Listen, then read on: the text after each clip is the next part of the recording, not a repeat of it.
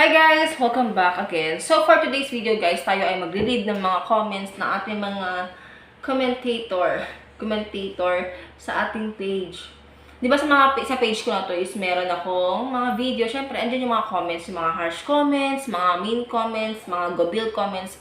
Kung makikita nyo guys sa aking YouTube channel, meron ako doong video na nag-read ako ng mga mean comments or mga gobil comments. So, dito sa page na to guys, hindi may iwasan yan. You know, mga Pinoys, alam nyo ba, hindi pa patalo ang mga Pinoy pag once sa mga comment section. Kahit kaninong page, kahit sa anong mga videos, hindi talagang papatalo ang Pinoy. Pag sinabing Pinoy, nangunguna yan. Okay, first natin babasahin ito.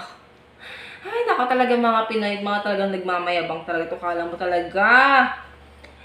Buti naging 7 inches ang bigay sa akin ni Lord. We, any proof? Charot lang. Any proof, baka mag-send na naman yan sa page ko, dun sa mismong messenger ng page. Alam nyo ba guys, sa messenger ng page ko, ang dami ko nang binubura or mga binabarat dun. Binabarat.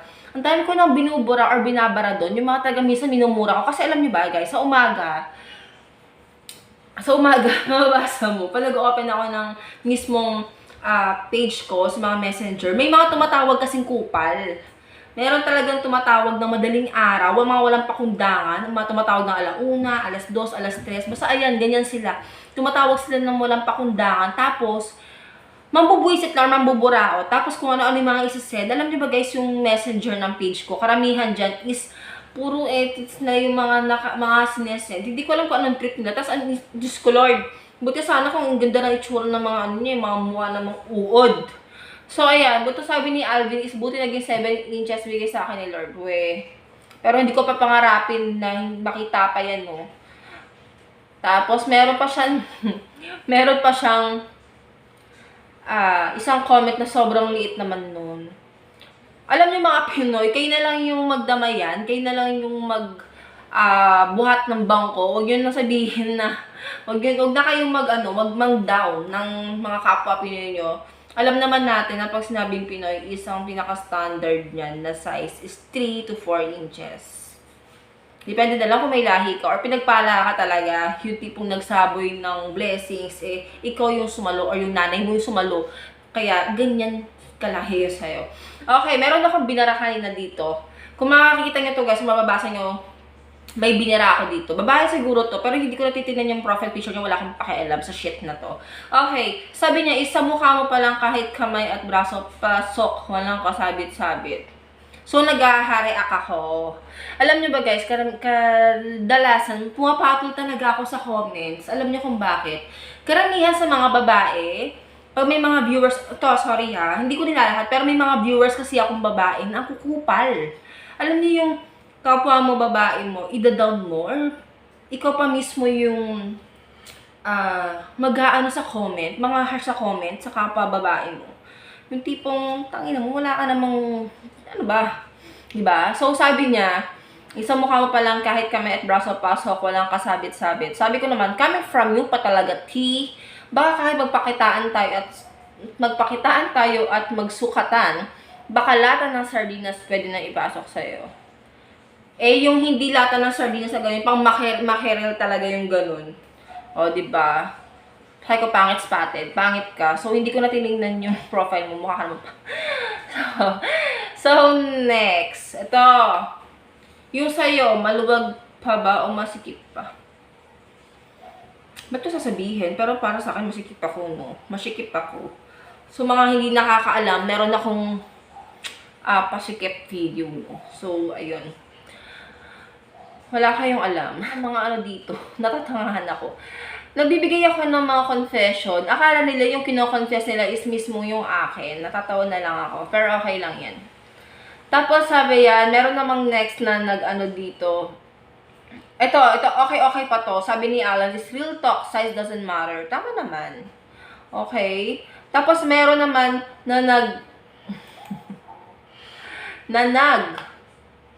comment ng, ayan, may nag-comment na baka sobrang luwag lang, kaya sabi Jutes. Alam mo ba, alam nyo guys, karamihan sa Pinoy ganyan. Pag once na meron akong nababasa or napapanood ng mga videos yung about sa ng nagloko yung babae kasi nga maliit yung lalaki. Oh, speaking, trending ngayon si Jutes. Kilala nyo yan, kung sino yan. Sabi nila is Jutay daw tong lalaki ng loko na to. So, ito. Alam ba, karamihan sa lalaki, uy, ba't ganyan? Karamihan sa mga Pinoy, na sila pa yung naggagaguhan, yung tipong, sabihin natin babae, ang gulo ko, porket ba nagloko yung babae, or sabihin natin na hindi na satisfied yung babae, kasabihin nila kasi sobrang luwag mo, kaya feeling mo Jutes. Tayo na di mo matanggap na mali talaga kayo, at sabihin nyo pa na mali, sabihin nyo pa talaga na yung babae ang may kasalanan na naliliitan kasi maluwag. Bakit yung mga Pinoy, hindi nyo sasabihin ko lang ha, pag once Jutes, wag nyo na ipagtanggol, wag na kayong mag-guilt trip na, kasi maluwag ka kaya akala mo Jutes. Hindi nyo talaga maamin sa sarili nyo, no? Parang, okay, ang yabang kasi, inuuna yung yabang, tapos wala naman talagang binatbat.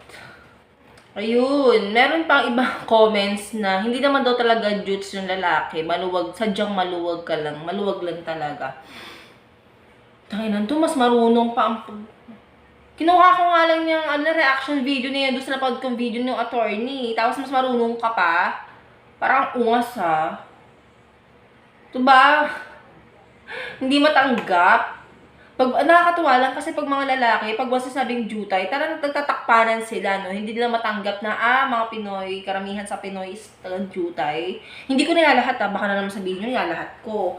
Hindi ko nilalahat, pero may mga mangilan talaga. Kasi yun guys, dito sa mga may mga binabara kasi ako dito. Kung makikita nyo guys, may mga finifilter ako mga comments kasi guys, meron mga tumatawag talaga, and then may mga, kung ano-ano mga pinagsasabi. So, kung makikita nyo guys, kung hindi ko kayo nire-replyan, kung hindi ko kayo pinapansin, nilalagay ko kayo sa spam or binablock ko kayo kasi kayo yung mga tipong mga lapok na hindi naman talaga dapat pansinin.